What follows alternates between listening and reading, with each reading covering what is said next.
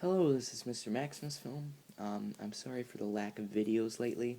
There's been Christmas, finals, etc. But I am doing a box set review today of a box set that I got for Christmas. It's Genesis 1970 to 1975.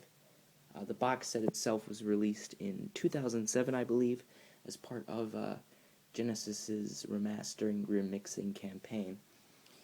And this does cover most of their albums with Peter Gabriel, minus their debut album, From Genesis to Revelation, because most consider From Genesis to Revelation as not truly a Genesis album, as we come to know Genesis with these albums. And I don't think they own the master tapes or something, so they don't have the rights to release them. So whatever, it's all good. The album is very weak anyway. So this covers their main period with Peter Gabriel. And so for those of you who don't know, Peter Gabriel was the lead singer of Genesis before Phil Collins. And what I think Peter Gabriel did a lot better than Phil Collins was bring in that theatricality, that, theatrical element of Genesis, and that soulful element that Phil Collins didn't really have, even though they do have very similar voices. And of course, this era was, their most theatrical era. They had costumes that Peter Gabriel wore, like the fox, the Slipperman, etc. And they were more progressive. They did more complicated arrangements. They weren't a pop rock band. But they were different than most progressive rock bands. They focused a lot more on the songwriting and more about the texture, kind of like a Pink Floyd. They are my second favorite progressive rock band after Pink Floyd. So there you go. That's my summary of early Genesis, I guess. But I'll be going through this box set. So on the front, the Genesis logo from We Can't Dance, I believe, and then you have 1970 to 1975. And inside the logo is bits from each of the album art. And then on each of the sides are a full album artwork inside the logo. So you got Selling in England by the Pound, Foxtrot, Lamb Lies Down on Broadway, Trespass, and then, excuse me, Nursery Crime. So, very nice, very nice. The logos are kind of glossy, which is pretty neat. And then opening it up, that was a hinge there.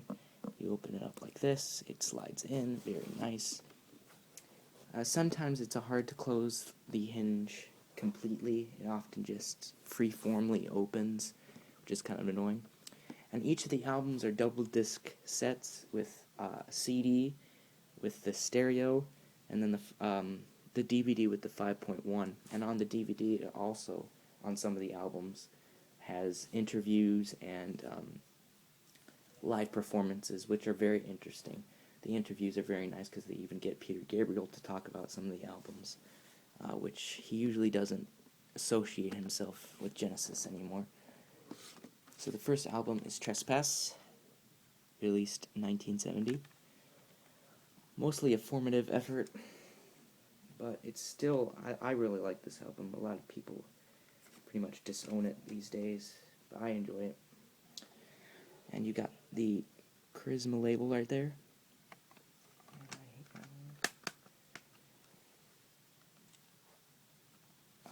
The cover with the pastoral image with a knife slashed through it, which really represents the music really nice. You got the knife on here, looking for someone, visions of angels, a lot more folkier, and a lot more acoustic than all the other albums. But the knife, though, is very aggressive. So next came Nursery Crime, released 1971. This is where Phil Collins and Steve Hackett, the guitarists, come in. And this new Genesis logo comes in. The image is of a Victorian girl with playing croquet, but with heads, which exemplifies the song The Musical Box, which is definitely the best song on here. But there's also the Return of the Giant Hogweed, Harold the Barrel, and Fountain of Salmacis. Oh, sorry, I forgot to open it up. You got the Charisma label right there. This is the pink scroll design, and the tray's open like that with the DVD. The 2-disc tray thingies, I'm not a huge fan of. They were popular in the late 2000s with double discs. They can break really easily, especially like when just opening, and sometimes they get stuck, like my Trespass one, and the Trespass tray broke, unfortunately.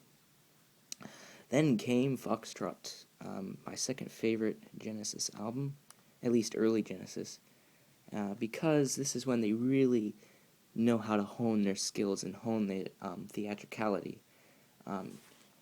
It's got Watcher of the Skies and my favorite progressive rock epic song, Supper's Ready, which is about 22 minutes. And now you have a different Charisma label with themes of Alice in Wonderland. You got the Mad Hatter, the Cheshire Cat, and the White Rabbit. That is the back cover. I hope you're seeing all this. It's hard to do these box set videos sometimes. So that was released in 1972. Really great album. Really shows that they could rock out a lot. And really their second best album, in my opinion. Most people think this is their best album or second best. It's Selling England by the Pound. It is a very good album, more towards their folkier Victorian side. I still think it's a great album. I would give it a 9 or a 10. And there's the Mad Hatter Charisma label, and on the back you got an image here. Ooh, sorry about this. I hate these things. That's probably the one major problem with this box set.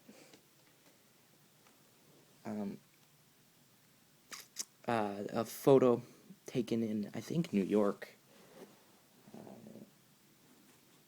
of the band. Now we come to their magnum opus, my favorite Genesis album ever, Lamb Lies Down on Broadway. Definitely their most Peter Gabriel eccentric album. I mean, he really comes into his own and really points towards his solo career. The cover design is by Hipgnosis, the same group that does Pink Floyd album art. It's a concept album. It's a very vague concept. It's not vague, but it's complicated. It's essentially about a guy named Rael, a Puerto Rican, New Mexican, I'm sorry, that doesn't make any sense. Puerto Rican, New York, boy who goes through this fanatical adventure to find his brother John, who eventually he figures out that his brother John is himself, which leads many people to think this album is about split personality disorders. Great album art. The music is a lot more modern and a lot less folky than all the rest of their albums. And you can really see that they really like this album because they give it a binding instead of a jewel case. It has a binding there, which is very nice. And opening up, there's flaps to hold. That's the DVD, and that's the first disc in these little flaps. And they can scratch the disc a bit, but I haven't had any skips on it yet. And inside is this story, and there you have the lyrics, and this is the inner sleeve design. Quite a wordy album, but it still has a lot of great musical moments, great keyboard solos. And this is the second disc in this little pouch right here, track listing, so on. Really a fantastic concept album. Even though the concept is vague and complicated, the music is fantastic. They're really at a peak. Then you get an extra CD along with a booklet, Genesis 1970 to 1975. Sorry, that's a little ad right there for the rest of the box sets. And the discs are inside these little flaps right here. Those flaps don't scratch the disc. And it has some nice images, some nice essays about the band, descriptions of each album. Charisma right there. Photos, essays by rock musicians, the costumes that Peter Gabriel wore to accompany the music because their PA system wasn't very good. And the extra CD includes the single that wasn't on any album called Happy the Man, along with Twilight Ale House, which is a fantastic track. That shows that they can rock really well as well. And of course it has that in 5.1 as well. And all the interviews are very nice, very informative, and all the concerts that they show really capture the theatricality and the epicness that the band showed. So overall, this is a very nice box set. The sound quality, see, this is the problem that I was talking about. Okay, the sound quality is very good, very bright and clear.